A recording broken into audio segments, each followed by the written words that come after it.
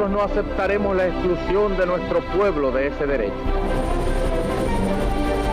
Mr. Gorbachev, tear down this wall.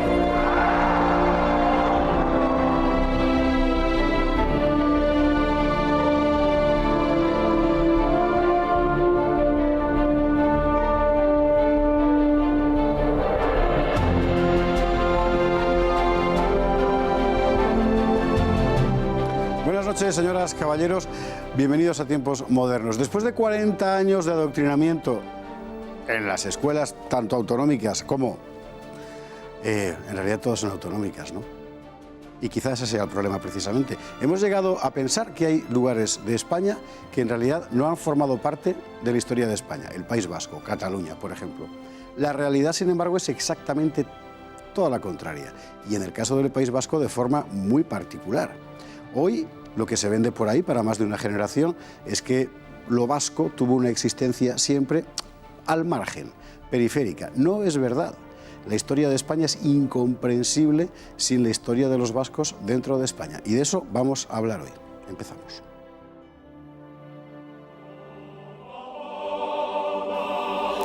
Años de adoctrinamiento nacionalista han afianzado la idea de que el País Vasco es algo así como un cuerpo extraño en el conjunto de España. Sin embargo, la verdad es exactamente la contraria.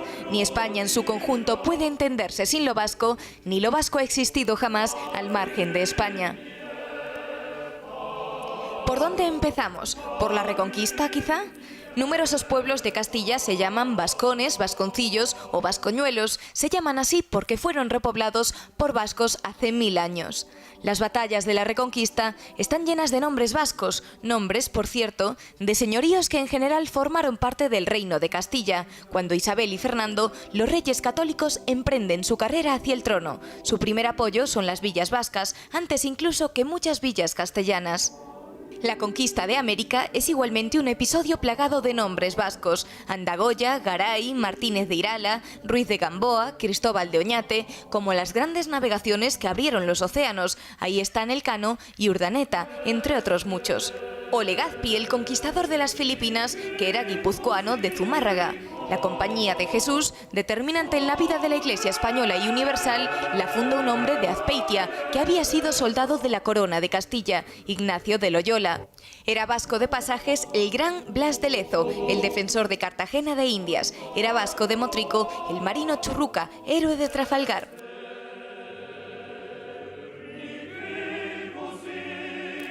En 1808, cuando España se alza contra la invasión napoleónica, la Junta de Vizcaya publica un proclama de los vascongados a los demás españoles, que dice así: españoles, somos hermanos, un mismo espíritu nos anima a todos, arden nuestros corazones como los vuestros en deseo de venganza, y con dificultad contienen nuestra prudencia y patriotismo, hasta mejor ocasión nuestros indómitos brazos, que ya quisieran derramar sobre el enemigo la muerte de nuestros generosos pechos, saben arrostrar intrépidamente.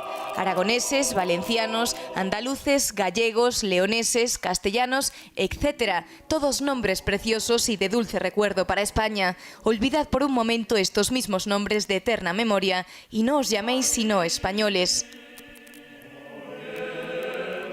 El cuerpo de la Guardia Civil fue diseñado por un guipuzcoano, Pedro Agustín Girón, fundado por un vizcaíno, Manuel de Mazarredo, y organizado por un navarro, Francisco Javier Girón y Ezpeleta. Hasta la Feria de Abril de Sevilla la crean en 1846 un catalán, Bonaplata, y un vasco, José María de Ibarra. En la cultura española del siglo XX son determinantes nombres vascos como Pío Baroja, Miguel de Unamuno, Ramiro de Maeztu, Guridi o Zuloaga. Hay que decir más: no hay España sin vascos, no hay vascos sin España. Y parece mentira, Rafa Núñez Huesca, muy buenas noches. Muy buenas noches. Que esto haya que decirlo permanentemente, cuando en realidad basta mirar cualquier libro de historia. Sin embargo, se ha conseguido crear la impresión exactamente contraria. Parece mentira. Yo en este vídeo me quedo con una frase al margen de la cantidad de nombres y nombres no poco importantes, protagonistas que estuvieron siempre a la vanguardia de la política, de nuestros ejércitos, de nuestras embajadas, de nuestras élites intelectuales, fueron en una medida desproporcionada para el cuerpo demográfico de las provincias vascas. fueron vascos en una medida, ya digo, desproporcionada. Hay que recordarlo, yo el otro día, si me permites, José Javier, una anécdota que es muy reveladora del programa del que vamos a abordar hoy.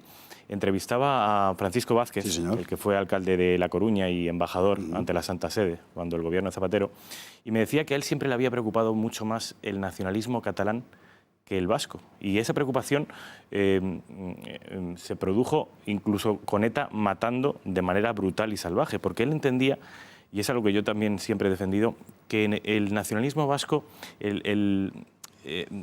reposaba o se sustentaba en bases culturales, historiográficas, antropológicas, más débiles que las del nacionalismo catalán.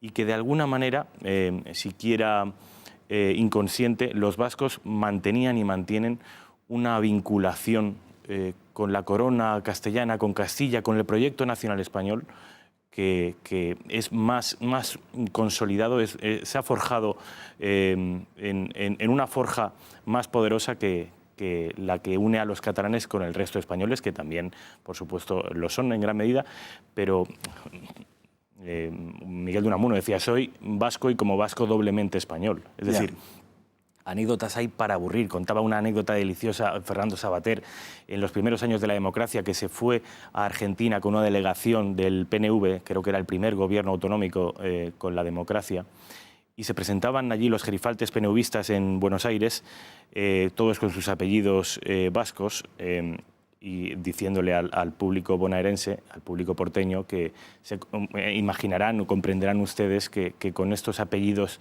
tan extraños nosotros somos cualquier cosa menos españoles.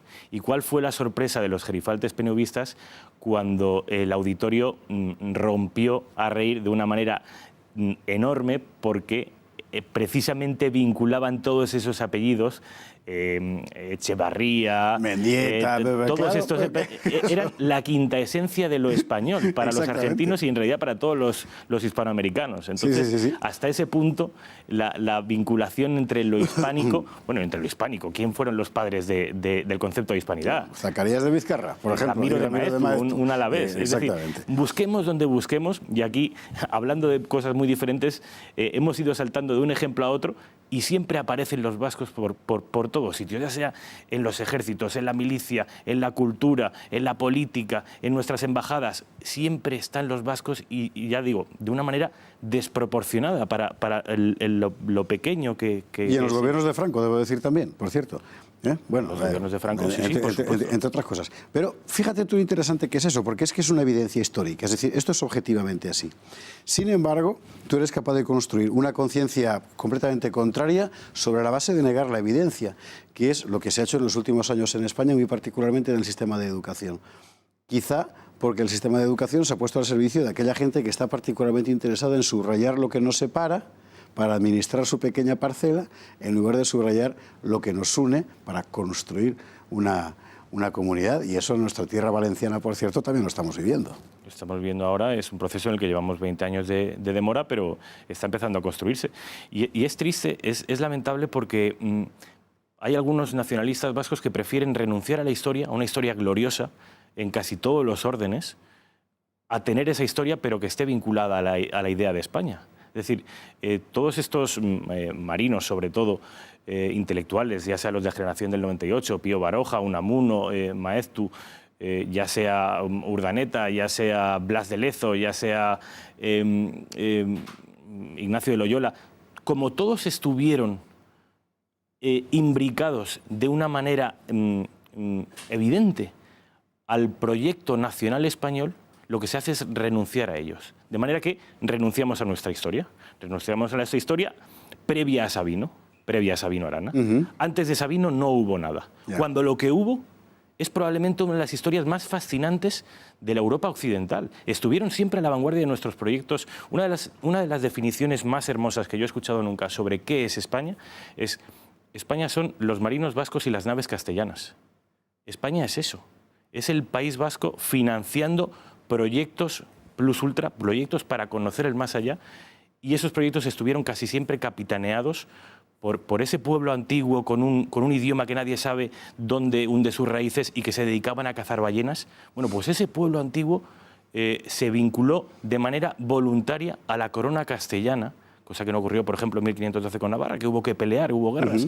Un proceso de agregación nacional, de construcción nacional, incluye también este tipo de cosas. Bueno, pues en el caso de las provincias vascas, que nunca fueron una unidad política hasta el siglo XX, las provincias vascas se unieron deliberadamente al proyecto nacional español y lo lideraron. Eligieron con frecuencia a Castilla, bueno, con frecuencia no, casi siempre, a Castilla frente a Navarra, porque la corona castellana le aseguraba una mayor libertad foral, etcétera, que la Navarra, pero de esos tiempos de la Edad Media, ¿no? Es exactamente así.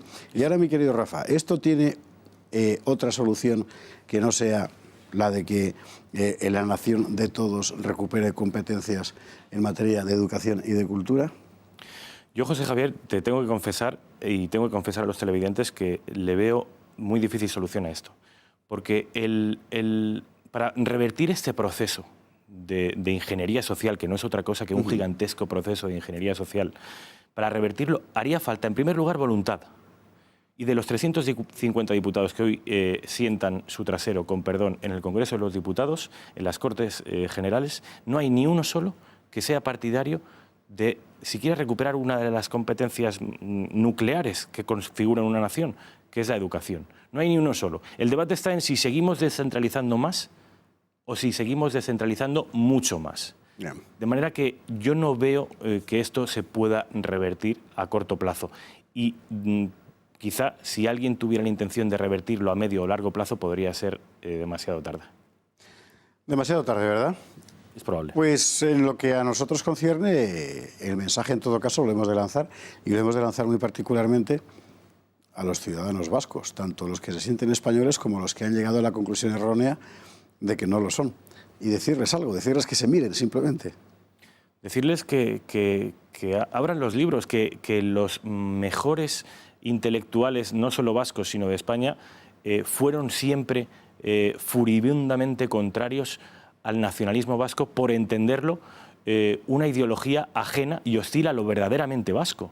Tanto Pío Baroja como Miguel de Unamuno, como Ramiro de Maeztu, que son la crema intelectual de la España de la primera parte del siglo XX, fueron todos contrarios al nacionalismo vasco. Indalecio Prieto, que era un izquierdista de pro, a él le debemos también gran parte de la contención de la ideología nacionalista a principios del siglo XX. No hay ni una sola figura vasca que haya seguido la doctrina de Sabino Arana que haya destacado en casi nada. Todos los vascos fueron grandes cuando se unieron al proyecto nacional español que los unía, como bien dice aquella proclama de 1812, al resto de valencianos, de asturianos, de catalanes, de gallegos. Ahí es cuando el pueblo vascongado brilla. El nacionalismo, en fin, solo es una ideología, la historia es otra cosa, y los vascos y las vascas, que diría un Lehendakari, también. Rafa Núñez Huesca, muchísimas gracias. Gracias, José. Y a ustedes, como siempre, muy buenas noches, gracias por estar ahí y hasta la próxima.